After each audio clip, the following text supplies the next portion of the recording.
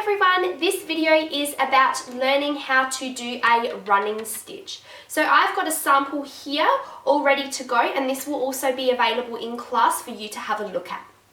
So in order for you to do the running stitch, you're going to need a few things. You are going to need a needle with any colour thread, perhaps a colour that is appropriate for your project, and it needs to be threaded up and a knot at the end. So I already have mine done. And I have got a sample piece of fabric here and a bit of felt, and I'm going to do my running stitch in a box all the way around this piece of felt here. A running stitch is quite a basic stitch for us, okay? So this is the front of our fabric and the front of our project. When we are starting off with a running stitch, we want to start from the back, okay? So we are bringing our needle up from the back and through to the front. Okay, and I'm going to pull it all the way through. Now, if I turn and have a look at the back, the knot that we tied earlier, okay, and the little tag that's left on the end, that is stopping this black thread from going all the way through, so it's holding it in place. Now, a running stitch is quite simply an in and out stitch. So if you watch closely, I've started from the back and I have come up. The next thing that I'm going to do is at about 1/2 centimetre, I'm going to push my needle through towards the back of my fabric and keep pulling. If it gets caught, just unhook it and keep pulling. That is one stitch. Now, the trick is the distance up the top here, so approximately about 1/2 centimetre, I also want to make sure that at the back I have a 1/2 centimetre stitch as well. So I want to come up from the back side now about 1/2 centimetre. Now this part can be quite tricky, trying to find the right place to push the needle up, okay, but after a lot of practice and persistence you'll be able to find your way around it.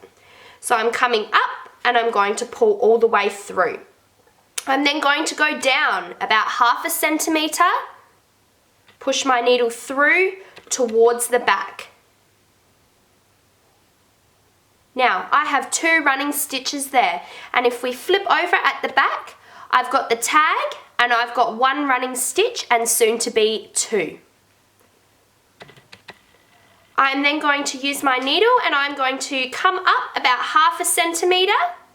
If you're not in the right spot, that's fine. You can just pull it back out and keep having a go. Pull it up through the front and back down. It is continually this pattern, this up and down pattern, until you have finished stitching what you would like to stitch. Now, obviously, my running stitches are quite spread apart. You can also do them quite close together if you are sewing something small. Okay, but the trick is to keep them the same size throughout the whole project. You don't want to start with them being this big and then have them be a couple of millimeters long, okay? So I'm coming up through the bottom. No, that wasn't the right spot. Yep, about there. Up, pull my thread all the way through and back down. Beautiful. Now, let's say that I've finished this lot of running stitch and this is all I wanted to stitch onto my project, okay? This is the front side of our project, and so this is the side that we want people to see, okay? And it needs to look good. So our stitches are nice and neat and I'm happy with how that looks. To finish off, we need to flip over the back, okay? You can see my running stitches here. All we have to do is prick our needle in, gently in and out. So if you can see, it has gently gone in and out, and I'm then going to pull until I get this little loop. The needle goes through the loop.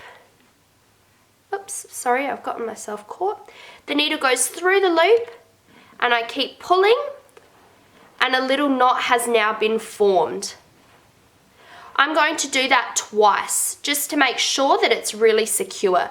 So coming in again, a little nook through the loop, pulling, pull, and I have got another little knot there.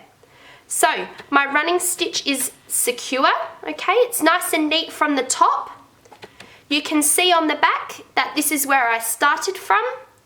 These are my running stitches, and here are my few little knots to tie it off so that the thread doesn't come undone. What you can do now is you can grab your scissors and you can chop this one off to make it look a bit neater on the back. And then that is what it looks like from the front.